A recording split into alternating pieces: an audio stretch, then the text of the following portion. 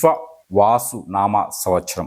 ఈ విశ్వవాసునామ సంవత్సరంలో ఎవరెవరికి ఈ ఒక ద్వాదశ రాసుల వారికి ఎలా ఉండబోతుంది, ఈ పరిష్కారం మార్గం చూపించేటువంటిది ఈ కార్యక్రమంలో మనకి ఈ యొక్క జాతక పరంగా, నక్షత్రాల పరంగా, అలానే ఏ రాశిలో ఏ గ్రహం ఉంటుంది, అలానే మనకి ఉగాది నుంచి యుగాది వరకు, అంటే 2025 సంవత్సరం ఉగాది నుంచి 2026 సంవత్సరం ఉగాది వరకు కూడా మన రాశిలో ఏ గ్రహం ఉండడం వల్ల ఎలాంటి పరిహారాలు తీసుకోవచ్చు, ఎలాంటి పరిష్కారం మార్గం అనమాట. అంటే పరిహారం మనం తీసుకోవడం ద్వారా, ఆ పరిహారం మనం చేయడం ద్వారా మళ్ళీ రానున్నటువంటి సంవత్సరం ఉగాది వరకు కూడా మనం ఎలా ఉండబోతున్నాము, మనం చేసేటువంటి కార్యక్రమాలు అవ్వచ్చు, మనం చేసేటువంటి క్రియలు, అలానే మనం చేసేటువంటి ఏవైతే దానాలు ధర్మాలు ఉంటాయో వీటి ద్వారానే మనకున్నటువంటి అననుకూలతని కూడా అనుకూలతగా మార్చుకునేందుకు అవకాశం కూడా ఉంటుంది. కాబట్టి ప్రతి రాశి వారు కూడా బాగుండేందుకు అనుకుంటా ఉన్నాం. ప్రతి రాశి వారు కూడా ఈ పంచాంగ శ్రవణంలో నుంచి తీసినటువంటి ఏవైతే మాటలు ఉన్నాయో ఆ మాటలు మనం ఈరోజు చూసినట్లయితే కనుక ఈ యొక్క ఏవైతే రాసిందో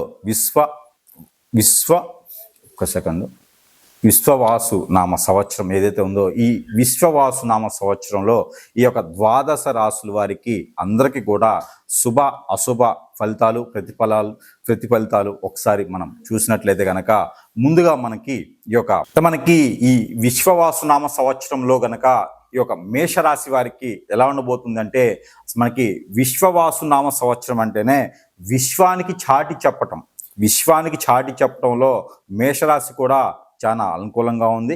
విశ్వానికి చాటి చెప్పడం అంటే మనం తెలివితేటలు ఎంతవరకు, మాటలు ఎంతవరకైనా చెప్పగలుగుతాం, మాటలతో ఏ పనైనా మనం చేయగలుగుతాం నిరూపించడమేనే విశ్వనామ సంవత్సరం అనేది ఒక ప్రత్యేకత. కాబట్టి ప్రపంచానికి మనము చాటి చెప్పడం, తెలియచేయటం అన్నిట్లో ఉంటుంది. కాబట్టి తెలివితేటలు ఒకటే కాకుండా నైపుణ్యం కూడా అందులో పోల్పుంచుకుంటుంది. కాబట్టి ఖచ్చితంగా మేషరాశి వారు ఎదిగేదానికి ఎక్కువ ఆస్కారం కనిపిస్తూ ఉంది. అయితే మేషరాశి వారికి ఈ యొక్క సంవత్సరం ఎలా ఉంది అంటే, విశ్వవాసునామ సంవత్సరంలో మేషరాశి వారికి చాలా అదృష్టం అద్భుతంగా ఉందని చెప్పవచ్చు. ఎందుకు అంటే 12వ స్థానంలోనే షష్టగ్రహ కూటమి నడుస్తుంది. కాబట్టి ఖచ్చితంగా రాణించేందుకు ఆస్కారం ఉంది. చాలామంది చాలా రకాలుగా అనుకొని ఉండొచ్చు, ఈ సంవత్సరం 12వ స్థానంలో ఉంది కాబట్టి అన్ని లాస్ నడుస్తుంది, మనకి ఏం పర్వాలేదా, ఇబ్బంది ఉందా అని అనిపించవచ్చు. 12వ స్థానంలో అన్ని గ్రహాలు ఉన్నాయి కాబట్టి ఖచ్చితంగా లాస్ అని చెప్తారు. కానీ అలా లేదు. మీకు అనుకూలమైనటువంటి గ్రహం బాగుంది, అందులో కుజుడు గ్రహం మీకు చాలా అనుకూలంగా ఉంది, అలానే గురువు కూడా మీకు అనుకూలంగా ఉంది. కాబట్టి ఒక శని యొక్క శుభదృష్టి మీ మీద ఉంటుంది. కాబట్టి 12వ స్థానంలో ఉన్నా కూడా ఏమి ఇబ్బంది లేదు. అయితే మీకు ఈ సంవత్సరం మొత్తం కూడా చూసుకున్నట్లయితే కనుక, అంటే పంచాంగ ప్రకారంగా చూసినట్లు మాత్రమే గుర్తుపెట్టుకోవాలి.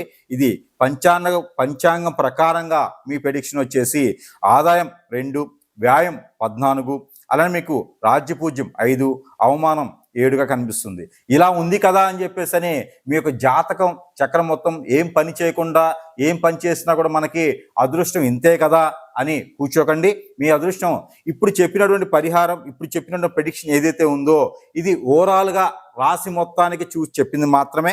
మీకు మీ పర్సనల్ హారోస్కోపు, మీ పర్సనల్ ఏదైతే ఉందో డేట్ ఆఫ్ బర్త్, వాటిని బట్టి చూసుకున్నట్టయితే మీ గోచారం, మీ యొక్క దశ అంతర్దశలు కూడా చూసుకోవాల్సి వస్తుంది. కాబట్టి ఈ మేర మీరేమి దిగులు చెందే అవసరం అయితే లేదు. అలానే మనకి మార్చి 29వ తారీఖు వచ్చేటువంటి ఏదైతే యుగాది ఉందో, ఈ 2025 సంవత్సరంలో యుగాది నుంచి యుగాది వరకు పరిహారాలకు చూసుకున్నట్టే కనుక ఈ యొక్క మేషరాశి వారికి అదృష్టం బాగుందని చెప్పవచ్చు. అయితే మనకి ఏప్రిల్, మే, జూన్ ఈ 3 మాసాల్లో కొత్తగా జాబు కావాలనుకున్న వారు కనుక మేషరాశి వారు ఎవరైనా ఉంటే జాబు ఖచ్చితంగా వచ్చేలా కనిపిస్తుంది. విదేశాలకి వెళ్ళాలనుకునే వారు కనుక ఎవరైనా ప్రయత్నం చేస్తే ఖచ్చితంగా వెళ్ళేదానికి కనిపిస్తూ ఉంది.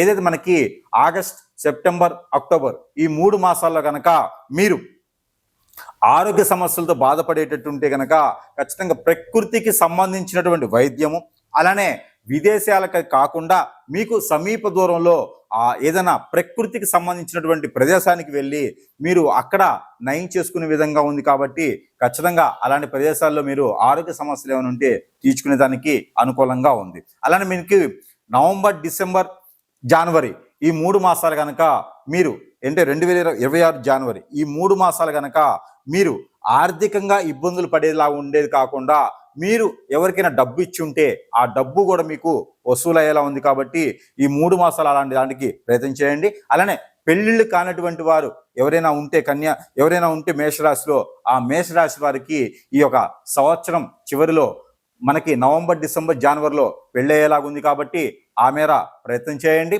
మీ యొక్క ఏదైతే ఫిబ్రవరి, మార్చి ఈ 2 నెలలు 2026 సంవత్సరం ఏదైతే ఉందో మీకు విదేశాలకే కాకుండా, ఆరోగ్య సమస్యలే కాకుండా, ఆర్థిక సమస్యలే కాకుండా, ఇంకా మీరు ఏదైనా కొత్తగా వ్యాపారాలు మొదలు పెట్టాలనుకున్నటువంటి కన్యారాశి వారు కొత్తగా వ్యాపారాలు మొదలు పెట్టాలనుకున్నటువంటి ఎవరైనా మేషరాశి వారు ఎవరైనా ఉంటే కనుక ఖచ్చితంగా వ్యాపారాలు మొదలు పెట్టండి. మీకు పాలకు సంబంధించిన ఉత్పత్తులు, అలానే మీకు నీటికి సంబంధించినటువంటి ఉత్పత్తులు ఏదైనా ఉంటే కూడా వాటి మీద మీరు వ్యాపారం చేసుకొని నిలబడేదానికి అనుకువగా ఉంది. కాబట్టి ఆ మేర ప్రయత్నం చేయండి. అలానే మనకి ఈ పరిహారాలు చేసుకున్నట్టయితే ఈ రాశి వారికి మరింత అదృష్టం ఈ సంవత్సరం బాగా కలిసి వచ్చేలా ఉంది. కాబట్టి ఈ మేర ప్రయత్నం చేయండి. విశ్వవాసు నామ సంవత్సరం ఏదైతే ఉందో ఇది ఈ 12 రాసుల వారికి అందరికీ కూడా శుభ ఫలితాలు ఇచ్చేలాగా ఉంటుంది. కాబట్టి మనము ముందుగా అసలు ఈ విశ్వనామ సంవత్సరంలో మనం ఎలా ఉండబోతున్నాం అనేది ఒక చిన్న మాటలు అయితే కనుక చూసినట్లయితే కనుక ఏదైతే మనకి ఈ మార్చి 29వ తారీఖు షష్టగ్రహ కూటమిలోనే వస్తుంది మనకి యుగాది. ఈ యుగాది కాలంలో మనకి ఈ షష్టగ్రహ కూటమి రావటం వలన కొంతమేర పంచాంగం చూసినట్లయితే కనుక ఏదైతే యుగాది నుంచి మనము అనుకునేటువంటి తెలుగు ఆంగ్ల భాషలో వచ్చేటువంటి పంచాంగం ఏదైతే ఉందో, తెలుగు భాషలో వచ్చేటువంటి పంచాంగం ఏదైతే ఉందో, మన తెలుగు రాష్ట్రాల్లో కూడా యుగాది నుంచే మనకి సంవత్సరాలు జరుపుకుంటాం. కాబట్టి ఈ తెలుగు రాష్ట్రాలు అన్నింటిలో కాకుండా దేశంలోనే కూడా తెలుగు రాష్ట్రాలకు సంబంధించి తెలుగు పంచాంగాలకు సంబంధించి బాగుంటుంది. కాబట్టి ఈ నక్షత్రాలకి మండలిలో కూడా తెలుగు సంబంధించిన మొత్తం ఉంటుంది. కాబట్టి పంచాంగ శ్రావణం అనేది మనం చదవడం జరుగుతూ ఉంటుంది. కాబట్టి ఈ యొక్క యుగాది నుంచి ఈ యొక్క రాశుల వారికి కాకుండా మొత్తము ప్రపంచానికి ఎలా ఉండబోతుంది అనేది ఒక 2 మాటలు చెప్పుకుందాం. అయితే మనకి ఈ పంచాంగ శ్రావణమే కాకుండా మనకి గ్రహాల నుంచి వచ్చేటువంటి అనుకూలత, ఈ గ్రహాలు ఏ స్థానంలో ఏ రాశిలో ఏ గ్రహం ఉండడం వల్ల మనకి అనుకూలత, దేశానికి అనుకూలత, రాష్ట్రానికి అనుకూలతగా ఉందంటే మనకి చూసినట్లయితే కనుక ఈ యొక్క మిథున రాశిలో ఏదైతే మనకి ఉన్నదో ఈ మిథున రాశిలో ఉన్నటువంటి శుక్రుడు కావచ్చు,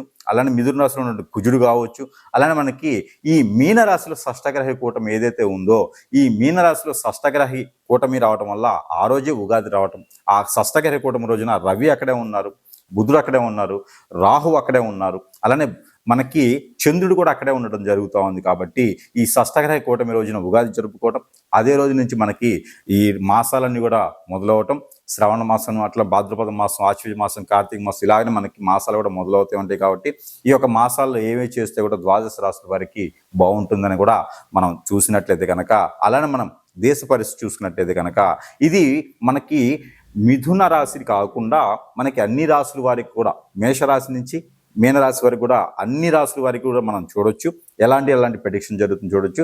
అలానే మనకి ఈ యొక్క మీనరాశిలో ఏర్పడేటువంటి షష్టగ్రహ కూటమి, ఈ షష్టగ్రహ కూటమి వల్ల మనకి పంచగ్రహ కూటమి కూడా ఇదే రాశిలో మనకి ఏప్రిల్ మాసం నుంచి జరుగుతూ ఉండిద్ది. అలానే పెళ్లి ముహూర్తాలు కూడా చాలా ఎక్కువగానే కనిపిస్తూ ఉన్నాయి ఈ యొక్క సంవత్సరంలో. ఈ ఉగాది నుంచి ఉగాది వరకు ఆ పెళ్లి ముహూర్తాలు బాగా కనిపిస్తూ ఉన్నాయి.